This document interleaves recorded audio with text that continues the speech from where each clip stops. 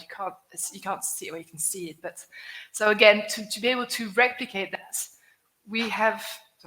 So there have been many more types of content that's been created. Think about 360 videos, of course, so you can actually try and visualize it.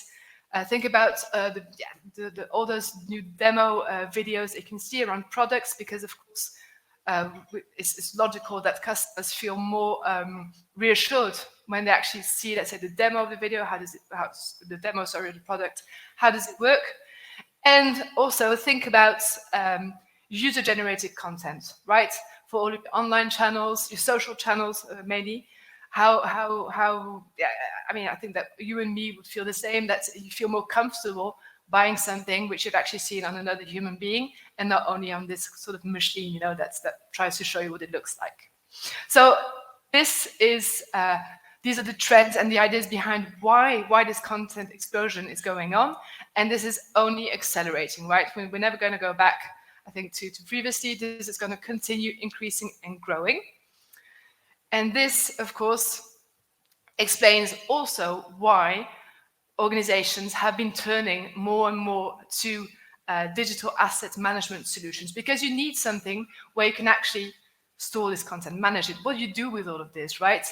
Okay, you can maybe work with on local servers. You can maybe on your laptops, but at some stage it doesn't work anymore. So at what point do organizations decide to either switch to a more performant tool because there's a limitation to other tools, or really just start with a new digital asset management project? First one is, of course, scale and efficiency, right? So we have to be able to do more with less. So scale and efficiency, the idea is to really support your growth by managing all of your content in an efficient way on these tools, in which you'll be able to, for example, find the latest version, manage the different rights, give access to the right people who can have it, and help you scale in a really secure way. The second thing, of course, is breaking down silos created by technology. So the whole point of the DAM will be to be a single source of truth for all of your digital content. And this content, of course, you want to be pushing it on all of the platforms, all of the channels that you might be leveraging. So it can be other tools. Think about other, I don't know, maybe you're working with e-com platform, with PIMS, with think about even your website, for example, your social channels. So this has to be coherent and also be part of a whole digital transformation strategy. And then the last point is when and why does a company or organization decide to go into a DAM project? And this is really funny because me, as I said, day to day, I'm having these chats with people. And one of my main questions, my first questions is why now? Why now? Why have you decided today to actually look into this project? Because you've been working probably for many years without this kind of solution. So what is important today?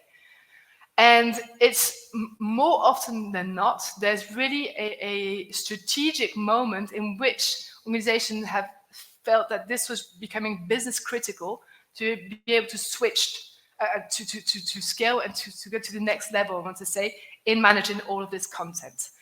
And it can be, of course, it can be a budget year, but more than that, it's often a rebrand, a launching of an e-com platform. It can be all of those things in which companies say, okay, let's do this, but then let's do this properly, okay?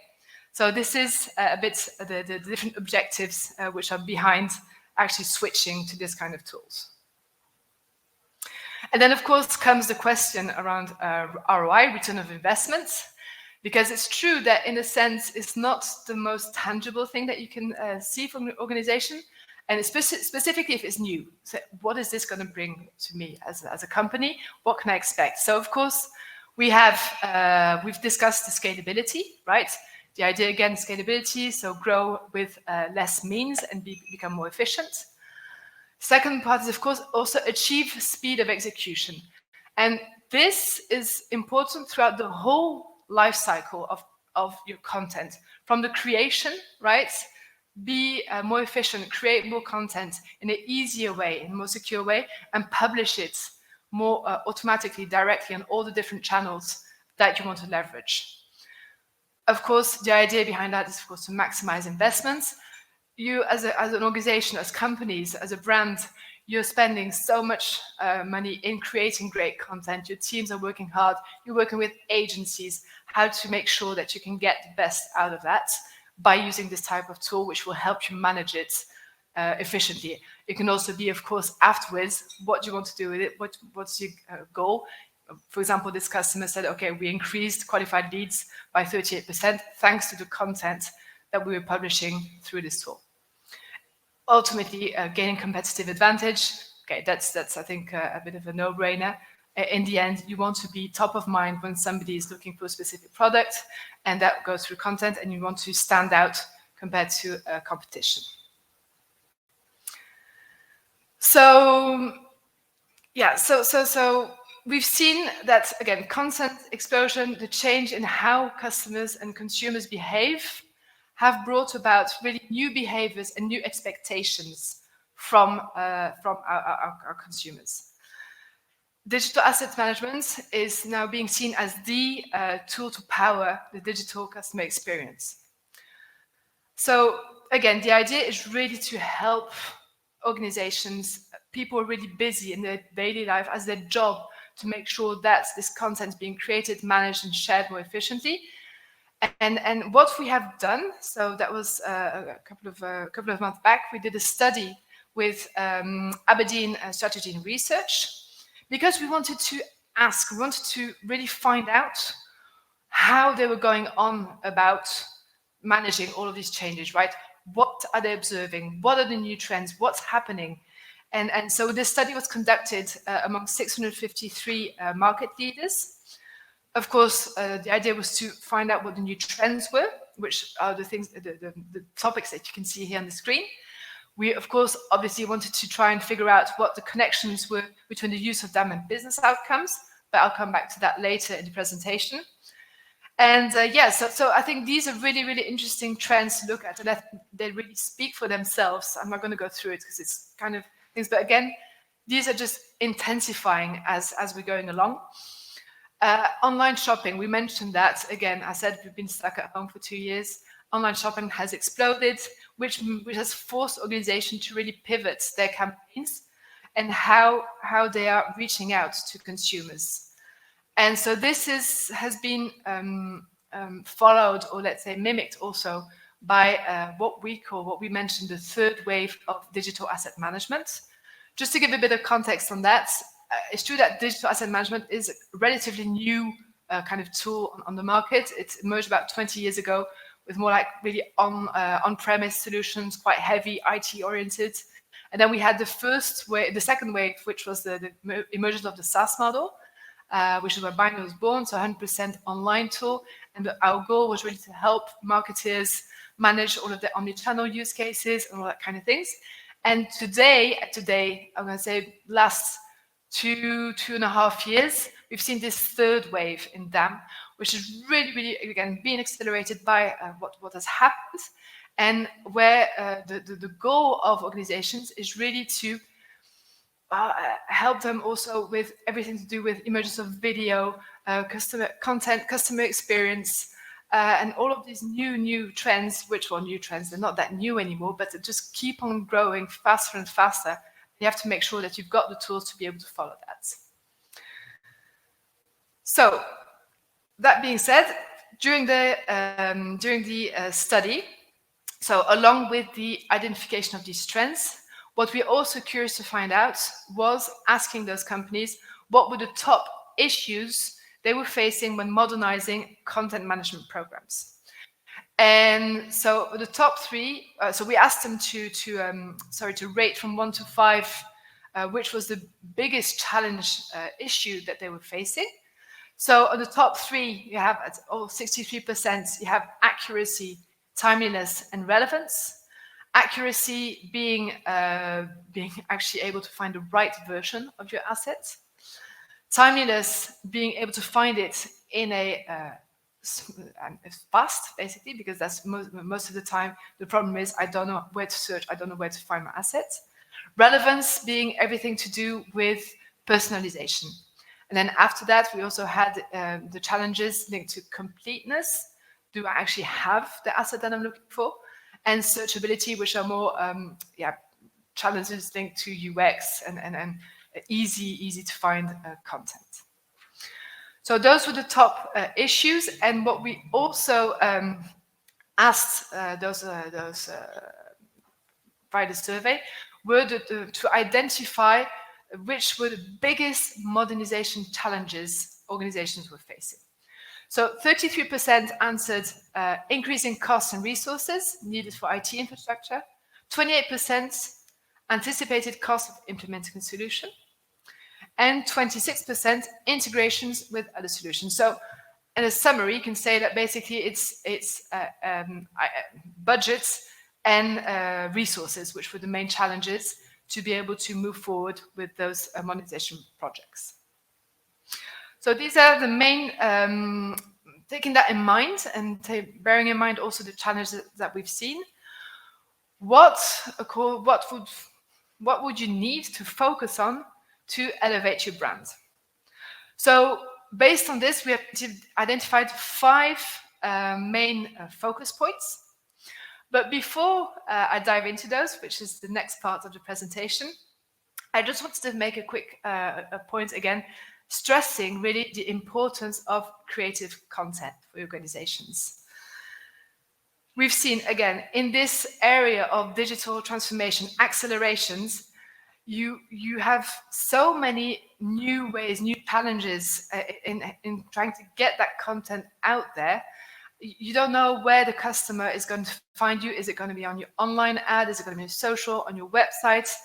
And so this has become more and more important to be able to deliver the right content on all those channels, not challenges. And we've seen that usually a customer will engage in 5 different channels on your brand before actually purchasing anything. So I think it was Forrester that said that content is the source of experience. Actually, what we can say is that there is no digital experience without creative content. So based on that, here's what we wanted to discuss with you today, which are, according to us, the main 5 areas which you would need to focus on. First one being personalization. Second one being consistency. Third, speed and agility, distribution and scale. So let's dive into number 1, personalization. What is personalization? Personalization is the ability to create specific content that is targeted to your audience in a timely way. So according to a study that was done by Salesforce, they're saying that 70% of consumers expect vendors to receive personalized experiences. Again, this has led to a huge explosion in assets and content that needs to be created. And what is quite interesting is that 31% of CMOs, according to Gartner, have identified content as number 1 barrier to be able to provide this experience. And this is why today it is so important to have these creative automation tools, which will help you, of course, grow and content at scale. So, because of course, as it's written here, you have consumers have 80 to 91% more chance or more likely to purchase content if they've had this amount of personalized contact with your brand. So I just want to give you a quick example. One of our customers, which is we'll call them Mystery Airline, they have recently launched a dynamic video remarketing campaign. And what they've been creating, we created more than 800 auto-generated videos every day. You can see the level of personalization here.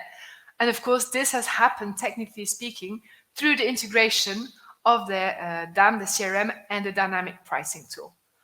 I think you've probably also all seen, for people from Amsterdam, also the company Gorillas, who deliver also groceries. They actually don't say, "Hi, Amsterdam." They say, "Hi, Amsterdam, out west. Hey, you." So it goes really so far as to localizing your postcode where you're living. Again, this is the idea behind this. That leads us to focus number 2, brand consistency. What does that mean? That means the ability of providing a coherent messaging across all of the different channels in which you are communicating. That is super important to be coherent. It used to be easy again in physical stores, but you know that now it's much easier to switch from one digital channel to another, and you need to make sure that your messaging is coherent and consistent, so that the consumer can get that brand feeling, that attachment to your brand. So, 2 seconds. So again, yes, according to that Salesforce study, 73% of customers have said they were likely to switch brands if they do not receive the same level of services across different channels. Again, they want to have the same level of experience to be able to feel comfortable in moving forward and sticking also to your brand. So here's another example of one of Bynder's customers, which is Groupe Seb. I don't know if you know them. They're from Lyon in France. And they have all of the cooking appliances and tools which from the brand Moulinex, Stéphane, that kind of things. And they centralize more than 200,000 assets across 30 brands on their DAM.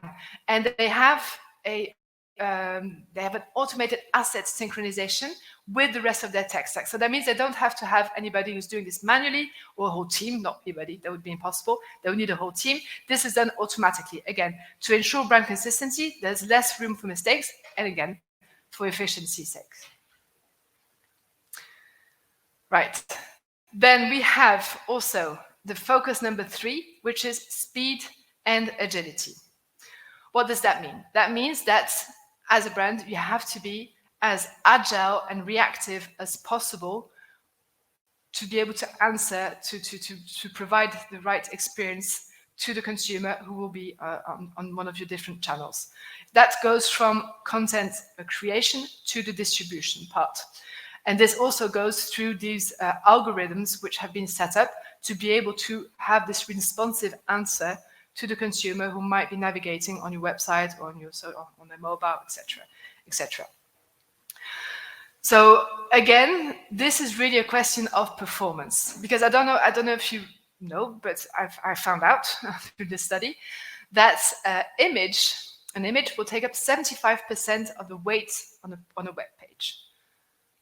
That means that you have to make sure that this is absolutely optimized and that you don't have too heavy images. And this is why you need to be working with, for example, we have this, what we call the dynamic asset transformation tool, which will provide off-the-fly derivatives and optimize the formats, which will then be pushed on those channels, again, to make sure that your page loads up really fast and that you can provide this great speed and reactiveness, which is being expected.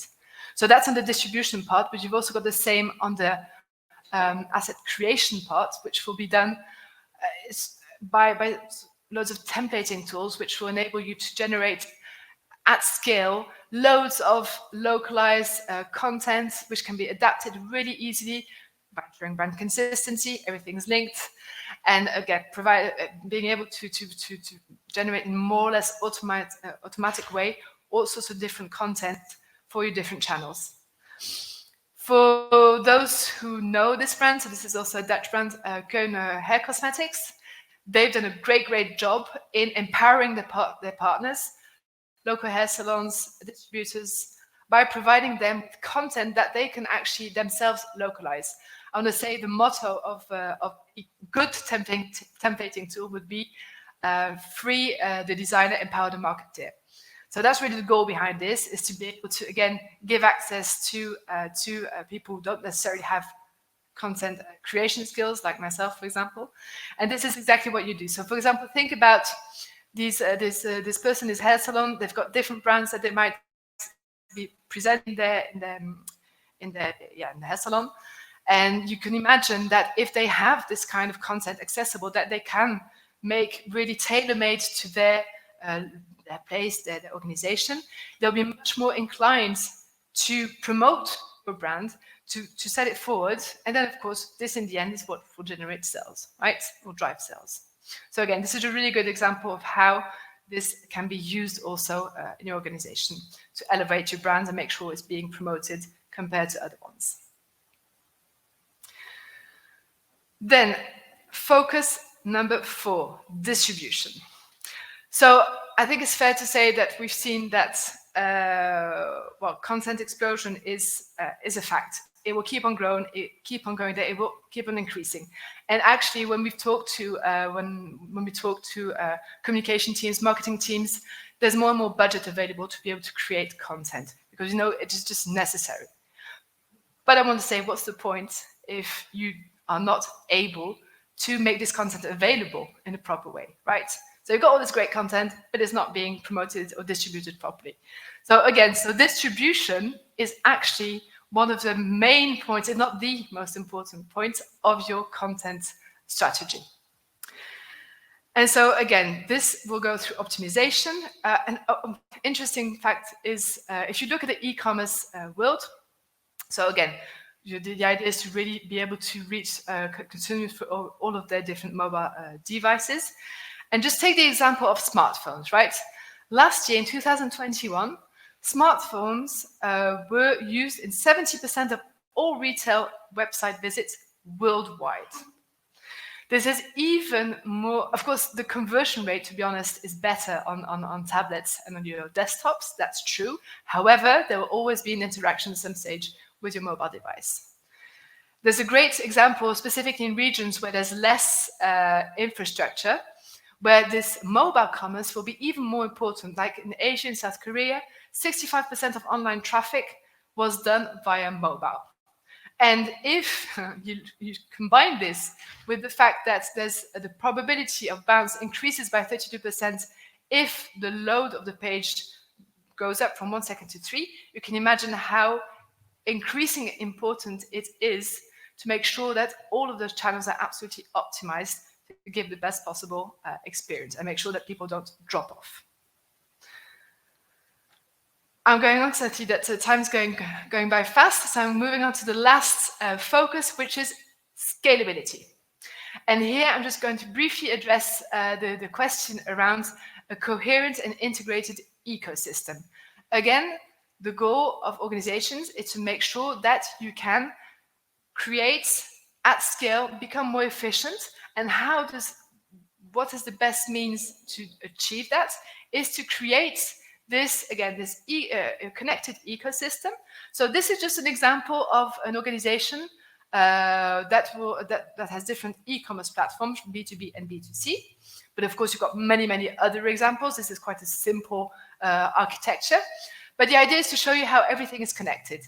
So we start off with the content creation here. Okay, you generated creating all this great content. Then this, of course, will be pushed into the digital asset management platform. And from there, this digital asset management platform will be feeding all of the different appliances or platforms that you'll be using to be able to promote your content. So for example, here we've got organization that goes first to order in parallel, of course, but first to the B2C platform. So first sent to the content e-commerce teams, might float by a PIM system if you need to have all the project information, and then is being shown through this Salesforce Commerce Cloud, for example. And then it goes also to a different channel for all of the B2B people or partners with who you're working with, so the retailers and customers. Again, just to show how everything can be and should be and will be connected as we move along. Right, so to wrap this up, in the end, what our research with Abedi has shown us is that adopting and implementing a integrated digital asset management will empower your business to create an ecosystem that will elevate your brand by focusing on the 5 different points that we've been through. Again, these are some of the trends that we've seen from this study. So it's been shown that DAM users are able to create 29% more digital assets per week, 26% are more likely to be extremely satisfied with the digital experience capabilities, and 35% extremely satisfied with the quality of the content. So this is, of course, where you want to be. And again, the idea is really to see how we can adapt to the new consumer expectations and behavior and provide the great and best possible content experience for all of the consumers out there to make sure that your brand is able to shine as much as possible. So that was it for me. Thank you so much for taking the time listening to me.